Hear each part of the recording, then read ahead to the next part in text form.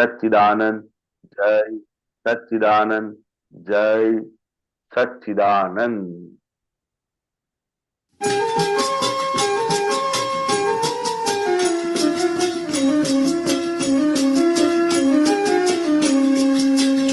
રાખવા પડે છે જે કોઈ કામ, ભગવાને કહ્યું છે અધર્મ તેનું નામ, ભગવાને કહ્યું છે અધર્મ તેનું નામ. કળિયુગી કાળે પૈસે કષ્ટદાયી પ્રાણ, ઘરને બહાર અશાંતિનું ઉઘાડું લીલામ, લાંચી અને ભ્રષ્ટાચારી હિંસક છે જો જાણ, કૃષ્ણ સુદર્શન છૂટું છે દુષ્ટતા નિકાલ,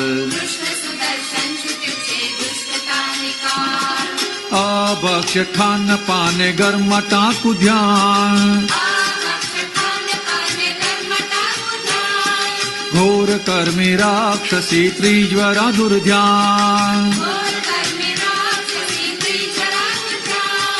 ઢાંકવા પડે જ્યાં લુગડા કરી કાળા કામ, લોક નિંદ્ય આચારોથી પાછો વળી જાણ, લોક નિંદ્ય કુચારિત્રે આગે પીછે હા, મોઢે ભલે બોલે નહીં પણ પીછે નિંદાલાણ, લોક નિંદ્ય થયા નથી જેના દેહ કામ, કળી કાળે તેવાને લોક પૂજ્યમાન, મહાવીરનું વૈજ્ઞાનિક વિતરાગ જ્ઞાન, રૌદ્ર આત દુર્ધ્યાને ચોગતિ મોહકાન, દાદા પાસે બધી કૂચી વાળું મોક્ષદાન, મનુષ્યને પમાડ છે પૂર્ણ ધર્મ ધ્યાન.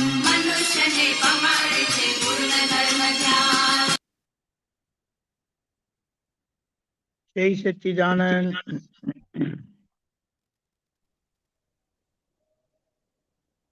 દોષ કરે, કરાવે યા અનુમોદન કરે. કરે એનો દોષ છે, કરાવે એ મોટો છે, અને અનુમોદન કરે એ સૌથી મોટો છે. આપણી સમજણ ઊંધી સામાન્ય રીતે હોય છે. અનુમોદન કર્યું એમાં શું થયું? પણ અનુમોદનનો મતલબ શું કે તમે હા પાડી એટલે તમારો વોટ ગયો સામા તરફ. તમે ના પાડી હોત તો એ કદાચ ના કરત. એટલે તમારા વોટથી એક એવિડન્સ ગયું અને એમનું કાર્ય થયું. એટલે ત્યાં સૌથી વધારે મોટું જોખમ છે. દેખાય નહીં, સમજાય નહીં.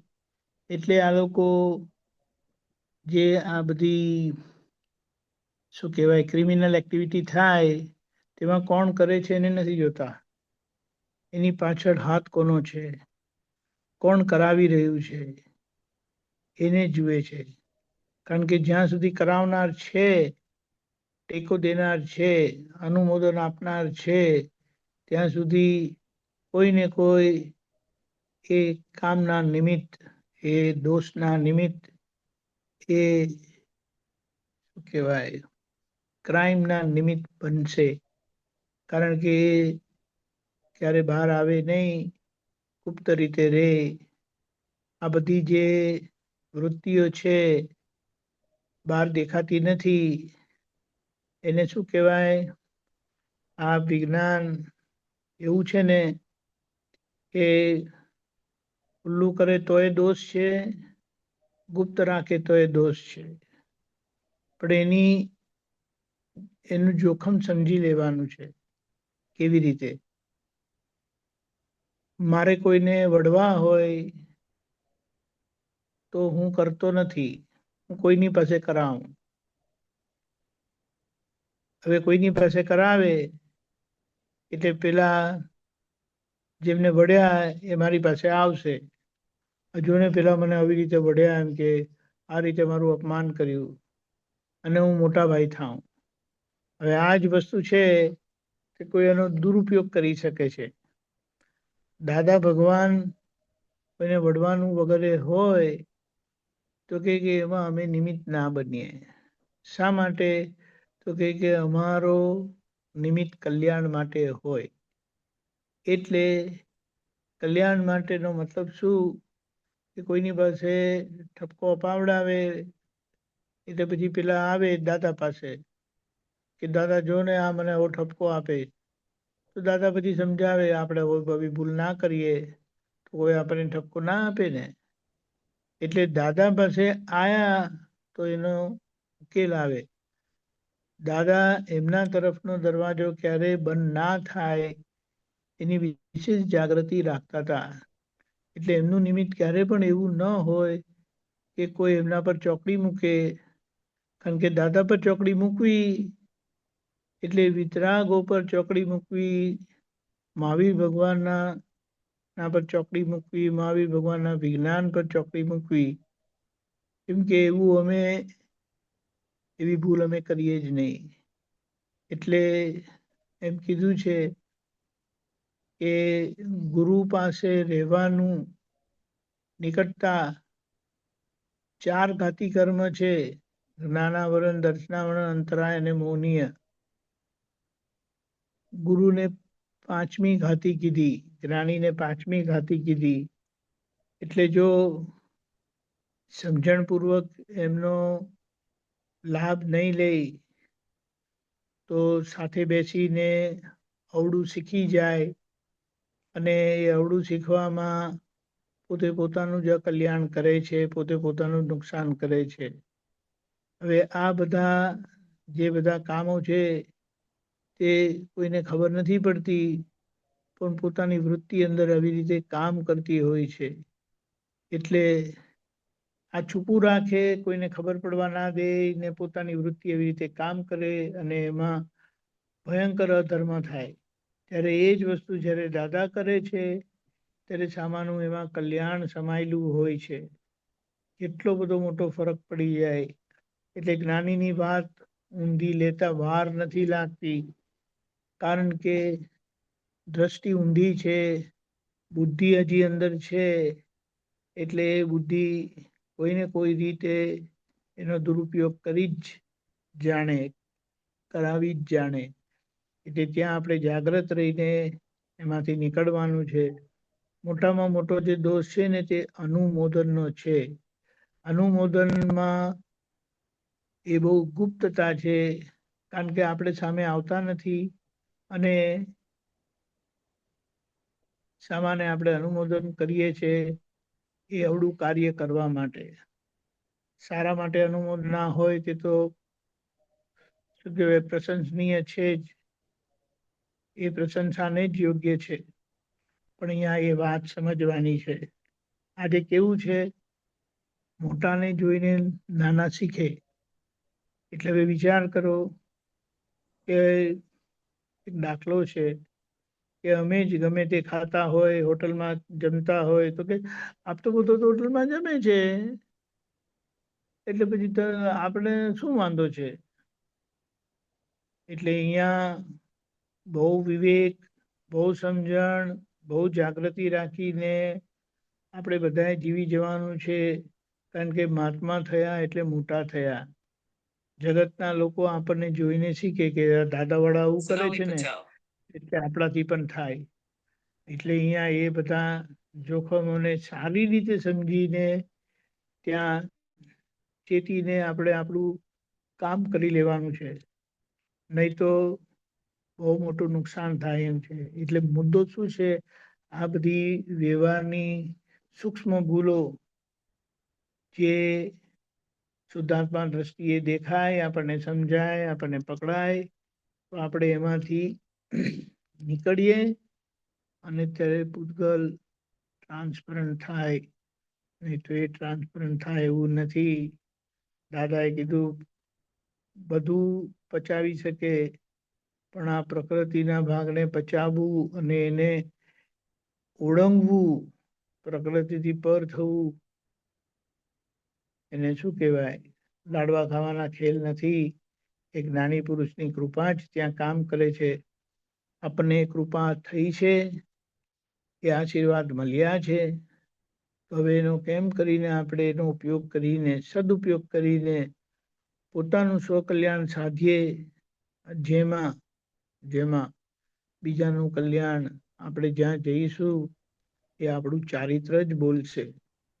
એટલે જે મહાવીર ભગવાનનું વિજ્ઞાન ગુપ્ત હતું એટલે શું?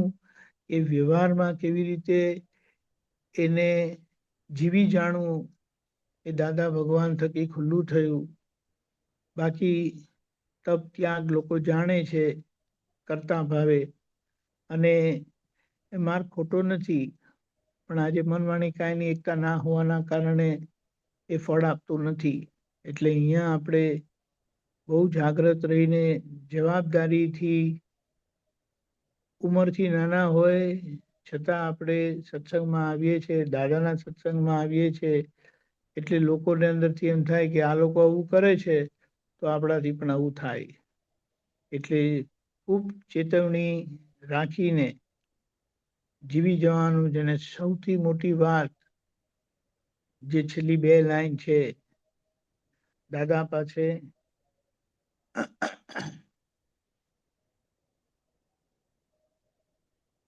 જે માંગવું હોય તે આપણને મળે એમ છે. એટલે દાદા પાસે બધી ઊંચી વાળું મોક્ષદાન એટલે શું? વ્યવહારના બધા તાળા ખોલી આપે એવી સમજણ આપણને આપેલી છે. બધી જ ચાવીઓ આપેલી છે, કશું બાકી રાખ્યું નથી. સાચે કે શરૂઆતમાં મને એમ લાગતું હતું કે દાદા બધું અધૂરું કામ મૂકીને જતા રહ્યા છે, થોડું પૂરું કરીને જાત તો બહુ સારું થાત. પણ સમજાયું છે કે પહેલે દિવસથી એમણે કામ પૂરું જ કર્યું હતું, અને છેક છેલ્લે લગી એમાં કશે કચાશ બાકી રાખી નથી. એટલે જે ખામી છે વ્યવહારની, એ બધી આપણને એમાંથી નીકળવાની ચાવી આપી છે. એક જ વસ્તુ સમજવાની છે, લોક પૂજ્ય નહીં થયા એટલે લોકોમાં રિસ્પેક્ટ, આદર, વિનય એ પૂજ્ય નહીં થયા ને તો ચાલશે, પણ લોકની અંદર તો ના જ થવું ઘટે. એટલે આપણા પર કોઈ આંગળી ચીંધે એવી આપણી ભૂલ ના જ હોવી ઘટે. એ પ્રાર્થના સાથે આપણને જે દાદાએ સમજણ આપી છે તે એમ કીધું છે કે દાદાની સમજણે જીવી જશે ને તો મનુષ્ય બહુ સચવાઈ જશે. કારણ કે આજે આર્ત ધ્યાન અને રૌદ્ર ધ્યાન એટલે પોતાને પીડાકારી ધ્યાન અને બીજાને દુઃખદાયી ધ્યાન, કે જેનાથી બીજાને દુઃખ થાય, કે જેનાથી પોતાને દુઃખ થાય, એ જ વૃત્તિઓમાં રહેવાય છે. અને દાદાએ કીધું 85% કરતા વધારે લોકો આવી વૃત્તિ ધરાવે છે. એમ કે આ તો 85% મેં ઉદારતાથી કીધું છે કે આપણે કેટલી ચેતવણી એટલે ચેતીને ચાલવા જેવું છે. અને મહાત્મા તરીકે આપણે આપણી જવાબદારી નભાવી જાણવાની છે, જીવી જાણવાની છે. દાદા આપણને બધાને ખૂબ શક્તિ, સમજણ, પુરુષાર્થ આપે. જય સચ્ચિદાનંદ.